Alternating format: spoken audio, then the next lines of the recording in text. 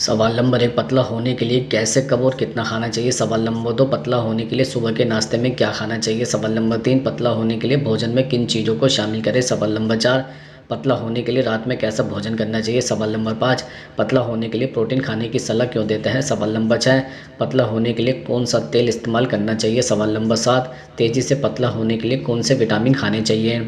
सवाल नंबर 1, पतला होने के लिए कैसे, कब और कितना खाना चाहिए।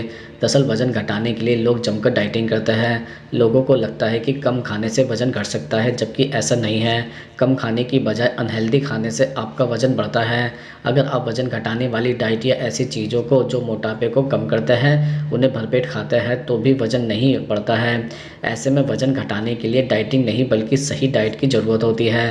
दरअसल विशेषज्ञों का सुझाव है कि आपको रात का भोजन 8 बजे तक खा लेना चाहिए, क्योंकि रात में चयापचय धीमा रहता है, इसलिए देर रात खाने से आपका वज़न बढ़ सकता है। इसके अलावा पानी में कोई कैलोरी नहीं होती है, साथ ही पानी पीते रहने से जल्दी भूख भी नहीं लगती है। अतः अपना वज़न कम करने के लिए रोज़ाना 6 से 8 गिलास पानी पिए। हर व्यक्ति को प्रत्येक दिन कम से कम 15 ग्राम फाइबर की ज़रूरत होती है, क्योंकि यह पाचन और हृदय स्वास्थ्य में मदद करता है। इसलिए अधिक मात्रा में फाइबर युक्त आहार का सेवन करें। इसके लिए आप जई, दाल, अलसी के बीज, सेब और ब्रोकली का सेवन कर सकते हैं। सवाल नंबर 2, पतला होने के लिए सुबह के नाश्ते में क्या खाना चाहिए। दरअसल पतला होने के लिए आप नाश्ते में कुछ चीज़ों को शामिल कर सकते हैं, जैसे नंबर 1, मूंग दाल चीला। मूंग दाल प्रोटीन का पावर हाउस है। यह हंगर हार्मोन ग्रेलिन के स्तर को कम करके भूख को कम करने में मदद करता है। इससे आप क्रेविंग के शिकार नहीं होते हैं और इस प्रकार वज़न घटाने में सहायता मिलती है। दाल को आप दिन भर भिगो कर रख सकते हैं और पसंदीदा मसाले डालकर मिक्सर में पीस ले। घोल कर मत कर दे, तवा पर चीला बनाए। इसे हेल्दी रखने के लिए सरसों के तेल, घी या जैतून के तेल का प्रयोग करें। नंबर 2, मीठा या नमकीन दलिया।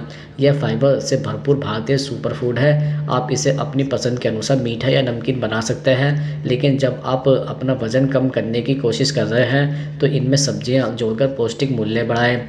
इसके अलावा आप गेहूं, जौ या अन्य अनाज का दलिया बना सकते हैं, जब फाइबर के अच्छे स्रोत हैं। मेटाबॉलिज्म को स्वस्थ रखने के साथ यह आपको लंबे समय तक भरा हुआ भी रखता है। नंबर 3, अंडे को शामिल करें। अंडा प्रोटीन और अन्य महत्वपूर्ण विटामिन और खनिजों जैसे सेलेनियम और राइबोफ्लेविन से भरपूर होता है, इसलिए इन्हें पोषक तत्वों का पावर हाउस भी कहा जाता है। उबले हुए फ्राई एग से लेकर ब्रेड ऑमलेट, आप नाश्ते के लिए एक से अधिक तरीके से अंडे का आनंद ले सकते हैं। नंबर 4, पोहा। पोहा आपके वेट लॉस को कम करने वाला हल्का और बढ़िया नाश्ता विकल्प है। पोहा कम कैलोरी, पचाने में आसान और एक बेहतरीन प्रोबायोटिक है। इसमें इस्तेमाल होने वाली सब्जियां आपको विटामिन और मिनरल प्रदान करता है। पोहा स्वस्थ आहार प्राप्त करने में मदद करता है, जो बदले में यह सुनिश्चित करता है कि कोई अवांछित वजन न बढ़े। सवाल नंबर 3, पतला होने के लिए रात में कैसा भोजन करना चाहिए। दरअसल अगर आप अपना वजन कम करना चाहते हैं तो रात के खाने में कुछ चीज़ों को शामिल कर सकते हैं, जैसे सलाद में फल और सब्जी होते हैं जो आपको भरपूर मात्रा में फाइबर प्रदान करते हैं और आपको भूख नहीं लगने देते हैं। दालें प्रोटीन का अच्छा सोर्स होती है, जो आपको भूख से बचाती है और आपको लंबे समय तक भरा हुआ रखते हैं। रात के खाने में ताज़ा फल और सब्जी खाने से आपको अन्य खाद्य पदार्थों के मुकाबले कम कैलोरी मिलती है और आप अधिक संतुलित आहार ले सकते हैं।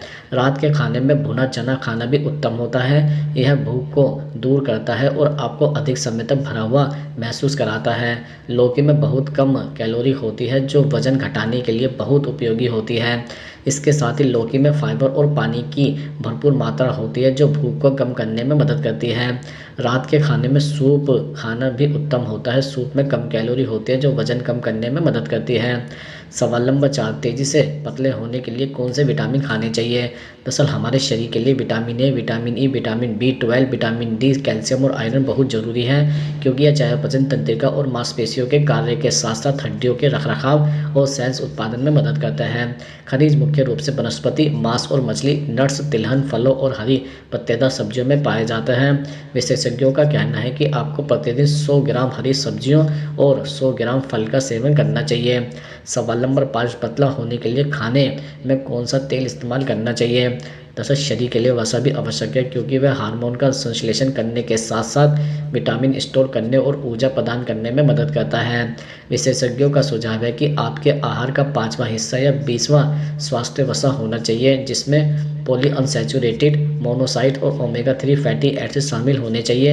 अलग अलग भोजन के लिए तेलों के संयोजन का उपयोग करना चाहिए, जैसे जैतून का तेल, राइस ऑयल, सरसों का तेल, सोयाबीन, तिल, सूरजमुखी और मूंगफली तेल। साथ ही मक्खन और घी का सीमित मात्रा में सेवन वसा का उपभोग करने का इष्टतम तरीका होता है। ट्रांस वसा से बचे जो तले हुए नमकीन में पाया जाता है।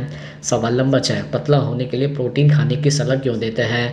दरअसल अधिकांश भारतीय अपनी दैनिक प्रोटीन की आवश्यकता को पूरा करने में असफल रहते हैं। शरीर को ऊतक, मांसपेशियों, नरम हड्डी और त्वचा के निर्माण और उन्हें ठीक करने के साथ साथ रक्त संचार करने में प्रोटीन की आवश्यकता होती है। प्रोटीन युक्त आहार आपको वजन कम करने में भी मदद कर सकता है, क्योंकि यह मांसपेशियों को बनाने में मदद करता है, जो कि वसा की तुलना में अधिक कैलोरी जलाती है।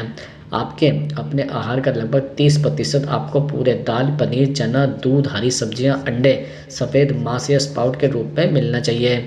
सवाल नंबर 7, पतला होने के लिए भोजन में किन चीज़ों को शामिल करें? दरअसल कोई भी एक खाद्य पदार्थ आपके शरीर को स्वस्थ रखने के लिए संपूर्ण कैलोरी और पोषक तत्व प्रदान नहीं करता है। यही कारण है कि सूक्ष्म पोषक तत्व जैसे विटामिन और खनिजों के साथ कार्बोहाइड्रेट्स, प्रोटीन और वसायुक्त संतुलित आहार लेने की सलाह दी जाती है। वजन घटाने के लिए सबसे अच्छा भारतीय आहार 5 प्रमुख खाद्य समूहों का एक संयोजन होता है, जैसे फल और सब्जियां, अनाज और दाल, मांस और डेयरी उत्पाद और वसा और तेल। भोजन समूहों को विभाजित करना, कितनी मात्रा में खाना चाहिए और किस समय खाना चाहिए, इसके बारे में भी जानना बहुत जरूरी है।